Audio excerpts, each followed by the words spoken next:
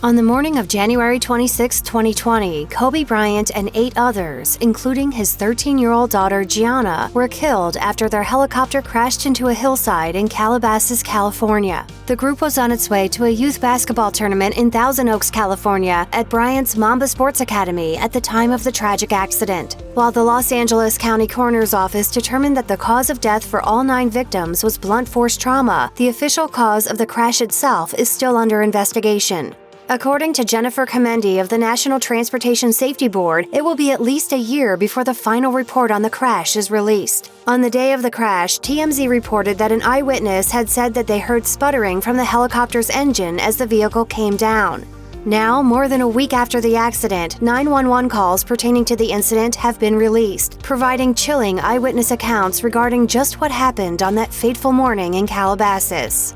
The released calls all touch on the idea that visibility was extremely low in the area at the time of the crash due to heavy fog. I just heard a helicopter go over me. It went over my head. It's thick in clouds. And then I heard a pop, and it immediately stopped. Another witness had trouble identifying the aircraft as a helicopter due to the poor weather conditions. I'm walking on the trail. I could hear the plane, I think it was, in the clouds. We couldn't see it, and then we just heard a boom and a dead sound, and then I could see the flame. One eyewitness who was farther away from the actual crash site also reported seeing the flames. A helicopter crashed into a mountain. We heard it, and now I'm looking at the flame. The calls paint a devastating picture of the final moments of all aboard the helicopter, but there are still quite a few unanswered questions. Due to a missing piece of crucial equipment, the world may never know what exactly occurred during the helicopter's last moments in the air. At the time of the fatal crash, Kobe Bryant's longtime pilot of choice, Ara Zobayan, was flying the helicopter. According to the Los Angeles Times, the 50-year-old was described as the chief pilot at Island Express Helicopters, the company that owned the helicopter involved. Zobayan, an experienced pilot who actually flew Bryant to his final Lakers game back in 2016, had more than 8,000 hours of flight time under his belt. But despite Zobayan's years of experience, the helicopter he was flying allegedly lacked a few important pieces of equipment at takeoff. The helicopter was reportedly lacking a cockpit voice recorder, a device that could have provided clarity of what happened inside the helicopter in its final moments airborne.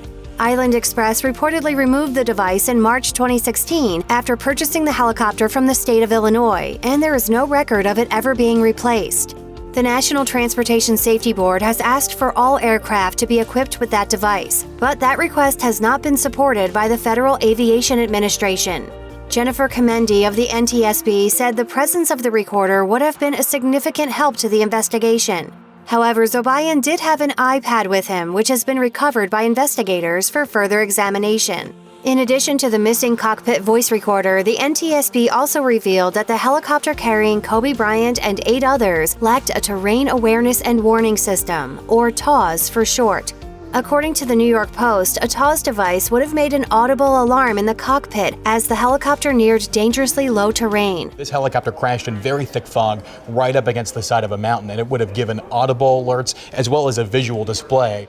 However, even though the TAWS was not installed, the Post reports that there was a GPS-based warning system on board. One air safety consultant told the New York Times that it's too early in the investigation to know whether the system could have helped prevent the crash from happening. In light of the tragic accident, Island Express Helicopters has suspended all services. On January 30th, the company posted the following message on its website. The shock of the accident affected all staff, and management decided that service would be suspended until such time as it was deemed appropriate for staff and customers. While a final report on the helicopter crash is not expected anytime soon, a preliminary report is slated to be released. Hopefully, it will shed more light on the devastating accident and provide some sense of closure to the victims' loved ones.